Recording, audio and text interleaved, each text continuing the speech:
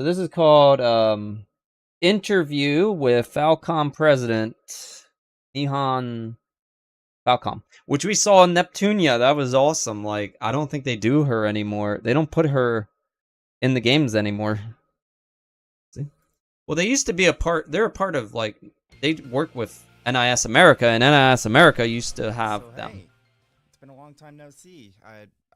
Obviously nobody watching. RPG site's pretty good. Last time I spoke with you was 2019. I think that would have been right before 1080p. Was either East 9's localization or like Cold Steel 4, one of the two, I think. Yes, it's been a while. I'm really happy that you always play the East games. This seems like it's a major anime expo for you guys. Like, I don't know when this is going live, but this is being recorded right before Anime Expo starts itself, like on day 0, if you were. So, like, obviously, NS America has a number of announcements, and a number of games are showing.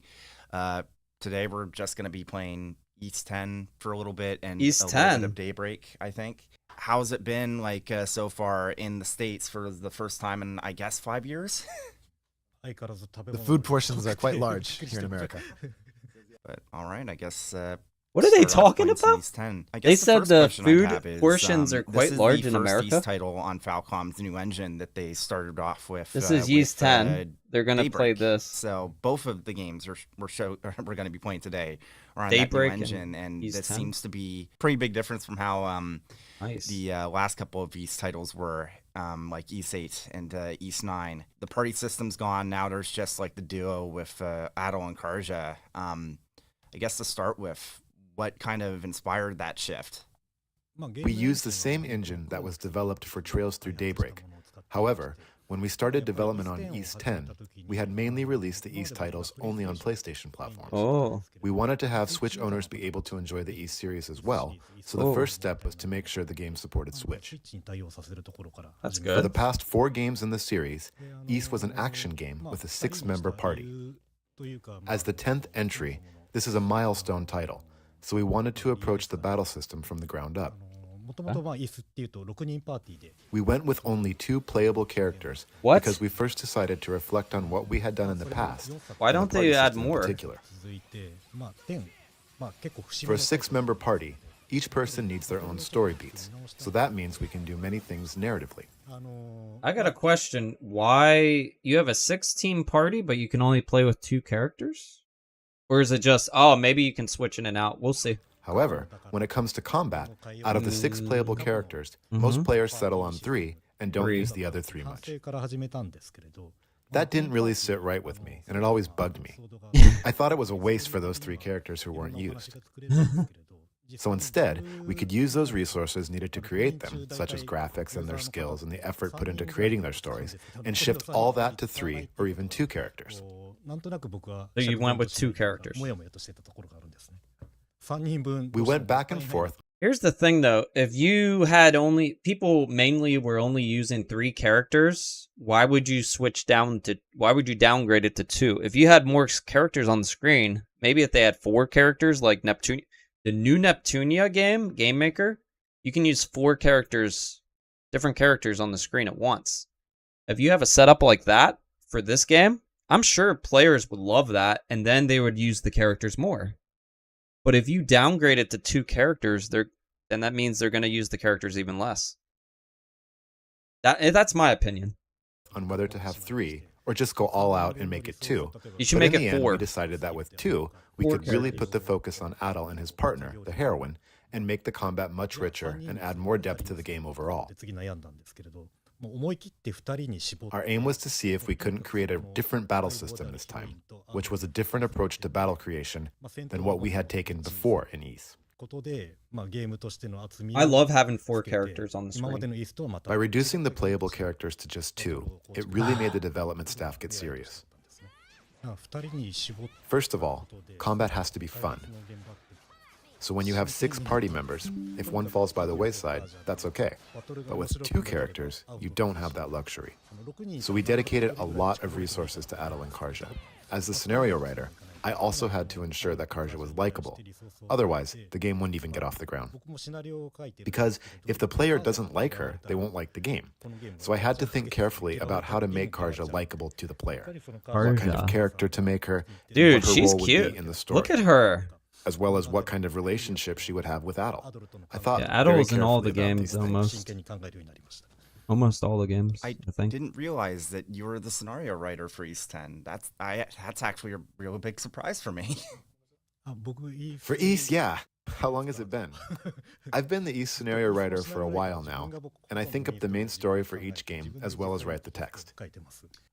For East 6, I only helped out a bit with that, but I started writing the main game from, the one with Unica. What was that again? Unica? Oh, right, East Origin. After that, 8, 9, Origin. 10 were all me taking care of the main story. Okay. One thing you mentioned was that Falcom's new engine, one of the main focuses was to get it working on Switch. I remember actually recently during an investor Q&A that you mentioned that originally Falcom themselves wanted to get East 10 on Steam day and date in Japan. So was like not just Switch, but other platforms potentially in the future another reason for the engine shift? So the reason we decided to develop our own in-house game engine is actually for a different reason. Before, we used to use Sony's Fire engine, and before that, we did indeed use our own So what's Sony's Fire engine? Do you guys know what that is? in-house engines. So That's almost what they used to use. So I guess that's why they were exclusive to Sony, because like it could run on Sony's PlayStation easily if it's Sony's engine. each title used a different engine. That's crazy. Each title used a different engine. East had its own in-house East game engine, and the Trails series had its own in-house Trails game engine. So now they So when, for combined example, it. the graphic designers would work on either, the development environment was completely different, and they struggled with that. So now they're just using all the new engines So from Trails. originally, in order to unify our internal development environment, we wanted to unify our internal game engine. What was the prevailing reason to go with a new custom engine then over something like more standardized like Unreal? Because I feel like especially nowadays Unreal and Unity are de facto standard engines. Unity though, they take money from the public, like a lot of money When we now. were using Sony's engine, they, of course, gave us excellent support, but we would encounter bugs that we couldn't really get to the bottom of. We didn't know whether they stemmed from issues on our side or if they're related to the game engine itself. So when you're using someone else's engine like Sony's and there's bugs, it's very hard if it's not your own engine. If it's your own engine, you can probably figure out things and it's all on your side, you know? That's probably what he's going to talk about. It's easier to We felt that it was very difficult deal to with pinpoint bugs. where these bugs were stemming from, and it caused us a huge headache. We would spend an inordinate amount of time during debug just to pinpoint something that might, in the end, have stemmed from the game engine itself. We felt it was best for our engineers to completely understand the engine, so we decided to go back to our own internal engine.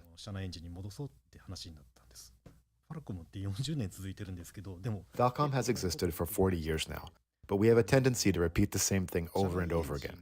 Internal engine, external engine, back to internal engine, and so on. I do think that both have their merits, though.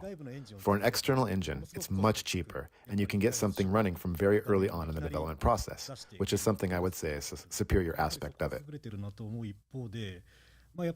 On the other hand, as I said before, you don't know the ins and outs of it as well, so it takes time to figure out where bugs are originating from, and for that, I would say an internal engine is better. When using an external engine, you feel like an internal one is better, and when using an internal engine, the opposite is true. So amid this He's saying when they use their own engine, then it feels like the other one's better, but when they're using the external engine, it feels like an internal engine's repetition, the better. founder of the company, Mr. Kato, would cut in and say, "We know that internal is better, so just go ahead and use an internal engine." Because once you fix the bugs, then you should be good to go, but then once you start a new game, you're going to keep having bugs and you can't figure it out because it's not your engine, so it's probably easier just to use your own. Very impressive considering that this engine's only been in use for just under 3 years now at this point.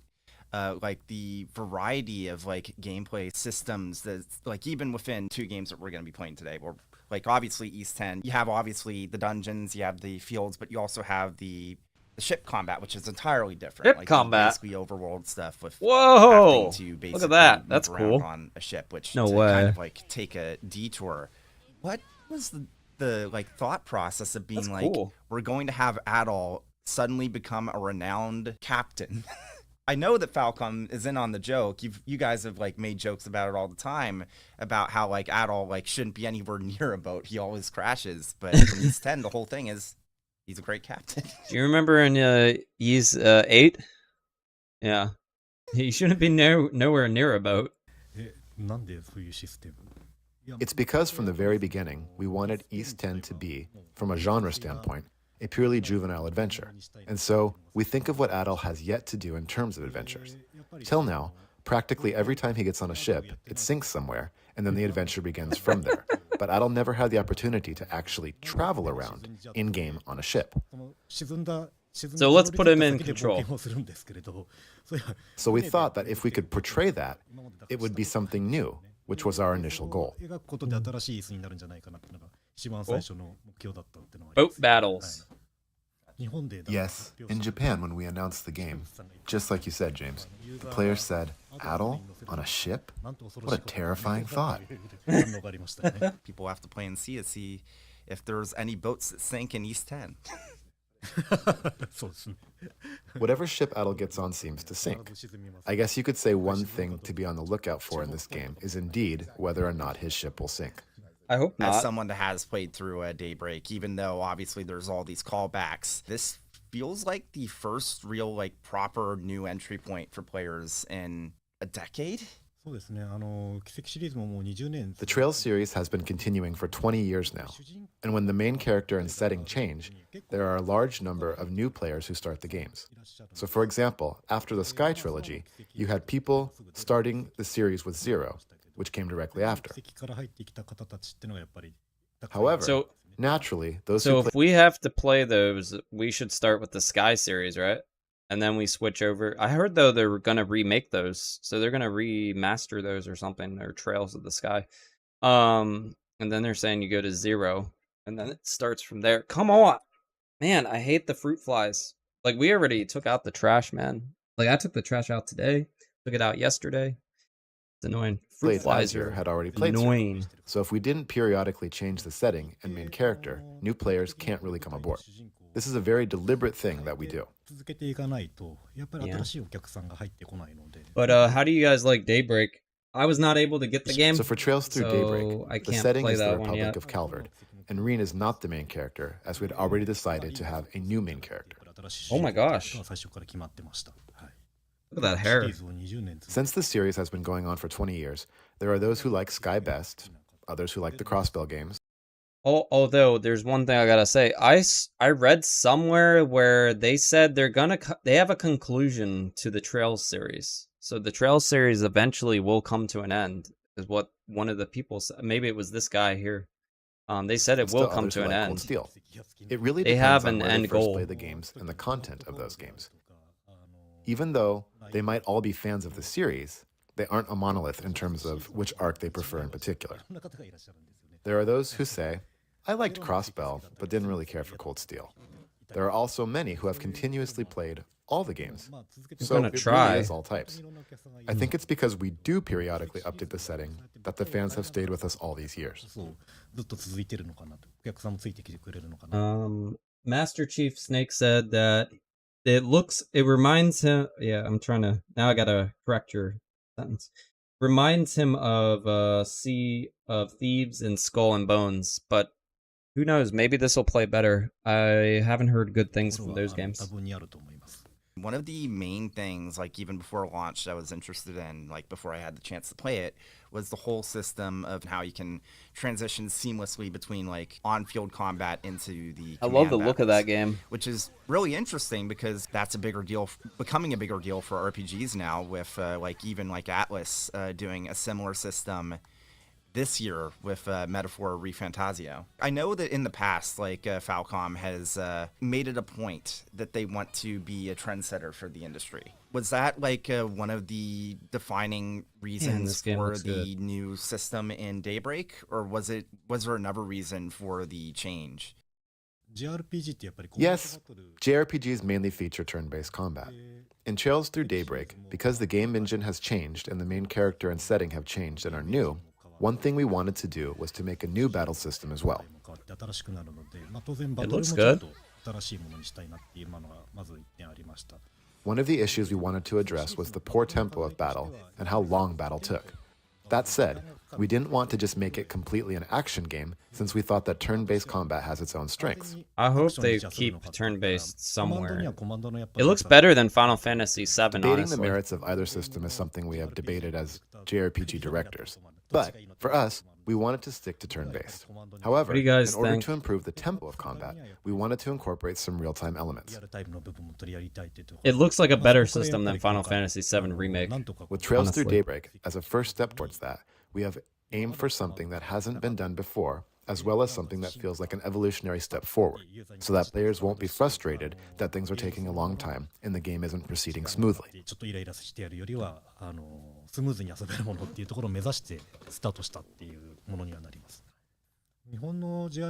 Amongst Japanese JRPG fans, there are actually many who don't care for action games.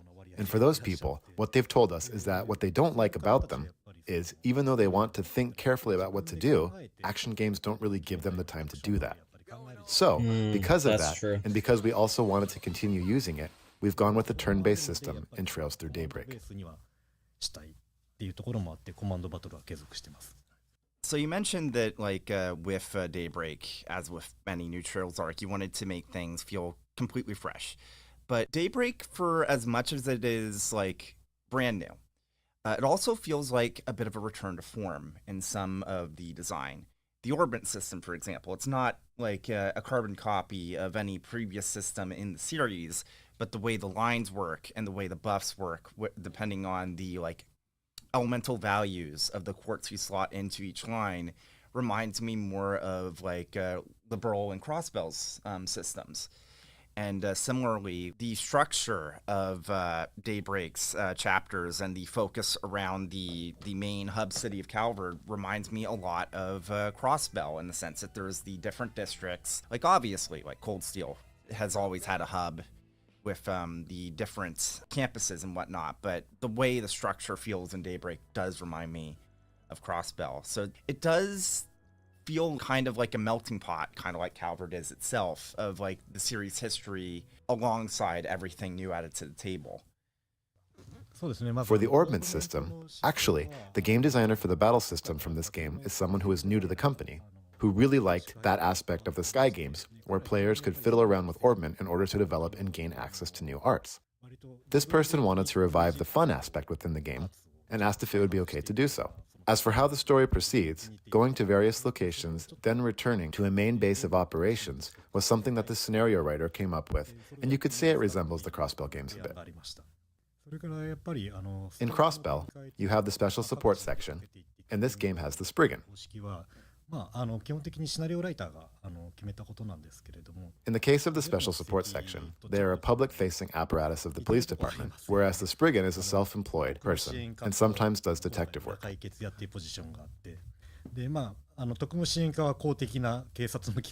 think this works well for Van, since he can actually even take on work from Ouroboros and various other people and organizations.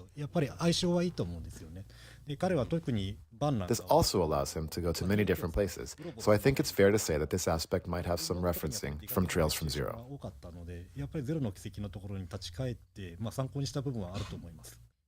Yeah, Van as a main character reminds me quite a bit of Kevin from Trolls in the Sky the Third, where he has something in his past. Guys, are there only 3 games in the Trails of Sky series? Let me know. That obviously through the course of the story comes to light, and you find out more about why he might have this gruff attitude, why he might have a bit of an edge to him. But can I just say, I love Van as a protagonist. He's probably, like, I remember even playing this at Japanese launch, immediately was like, oh man, nailed it. It's really fascinating because, like, yeah, like I just said, he reminds me of Kevin in a way, but I don't think there's been a main character in the Trails series that has also kind of been the mentor role for the rest of the party. What was the idea behind that? Because, like, it's very, very different from, like, the rest of the series. I guess, like, That's a very good question. This guy is doing a great job of He's doing a great job of interviewing, I Steel think. 3 and 4 as the teacher is a bit of it, but I like from the that get-go, question. like in Daybreak, it's like, yeah, Van is the main character, but he's also like shepherding the rest of the party as the story goes on. The Republic of Calvard has a complex societal structure, so the biggest difference is in the societal position of the main character. Previously, our main characters were bracers, police officers, and students of military academies, Yeah. people who you might say are allies of justice. But here in Calvard, there are several powerful underworld organizations, and the society is comprised of people of various ethnic origins. Also, as a backdrop, the country itself is working on a big project, so it was necessary to have a main character who had some kind of access to these various factions. In order for this person to have access, they needed to be an adult. And from a positional standpoint, they couldn't be someone like a police officer, since they naturally wouldn't then be able to take on jobs from the criminal underworld. Well, they could if they're a crooked cop, but yeah, I So then understand thinking what you're about saying. who could take on jobs like this, it needed to be someone who existed in what you could call a gray zone, who could access the underworld, but on the other hand, still be able to effectively interact with public services and government organizations. From this, the character of Van was born.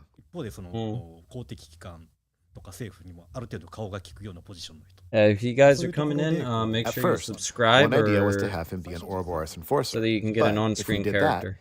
then that would be a little too unbalanced from the perspective of being towards the underworld too much. So, while thinking up the perfect position for him, what we landed on was his job of a Spriggan. In previous games, like you had bracers, you had police officers, you had military academy students. One thing that struck me when playing through this game at Japanese launch was just how, like, in previous entries in the series, even if on the surface, like when it came to side quests and whatnot, you're coming from a different position.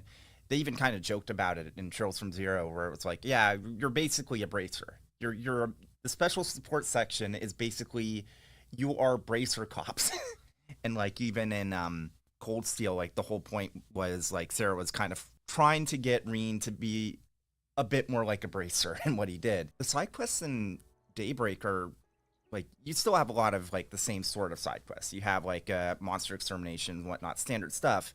But like narratively, a lot of these side quests are very, very different from what has come before.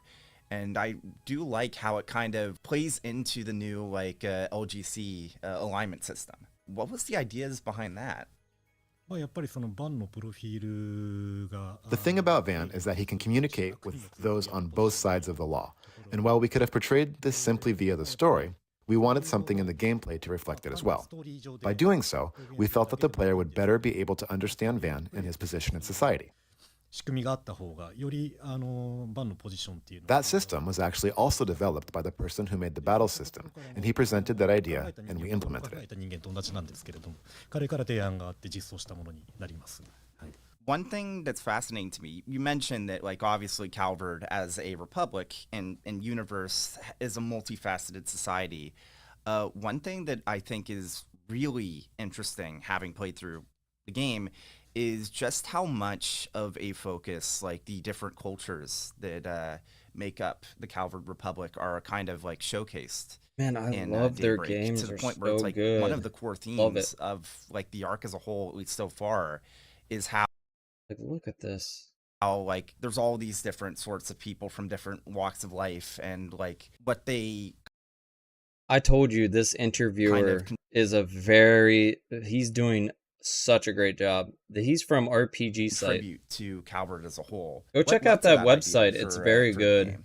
RPG website's really nice. For the Erebonian Empire, it was a class-based society with nobility and commoners. Accordingly, the problems and issues that were portrayed were based on that theme. For the Republic of Calvard, of course, it would have its own varied problems and issues, so we had to think about what kind of country it is to reflect those things. At the start, we thought carefully about these things. Unlike the Erebonian Empire, many things were clearly decided from the start. We had simply been doing what we had wanted to do to the best of our abilities for 20 years. But naturally, our staff had aged that much as well, And when it came time to finally think about how to depict this country, we thought about the society we were living in, and we kept those things in mind as we decided to depict something relatively close to reality. Thank you with for the ethnic follow issues, over on Kick. political issues, and the Thank like. you. We could have just had a happy Genki girl like Estelle, like we did 20 years ago, but we were going towards a more adult vector this time. Accordingly, when we thought about the Republic of Calvard, we knew it had problems related to ethnic tensions, as well as historical ones. You'll see more of those historical issues in the next game. Due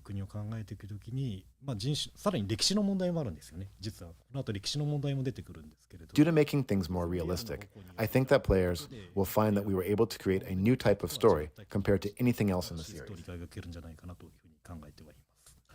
Yeah, and I definitely feel like it lands, and I would be shocked if people don't resonate with the themes in this game. Like you said, a lot has changed. You guys have been working on the Trail series for 20 years now. It's the 20th anniversary. I guess to close things off, is there anything specifically you'd want to tell anyone, like either a new fan or an old fan of, like, not just Trails, but Falcom in general? The Trail series now has 13 titles in it. Still, even though it has been continuing for so long, there are still many out there who haven't tried any yet. With a 20-year history, it's called many people out there RPG are Site. apprehensive and wonder if it's okay This to jump is in the middle. on But with NIS this change of Americas. setting and main character, now This is on NIS America's YouTube page, so I'll put a link in on YouTube. You can get it then. And yeah, this is RPG Site. That's what it's called. is a great time to start. They do a great job. So, if someone out there thought Trails Through Daybreak looked cool, but couldn't decide whether or not they could start here, we definitely want them to and encourage them to do so.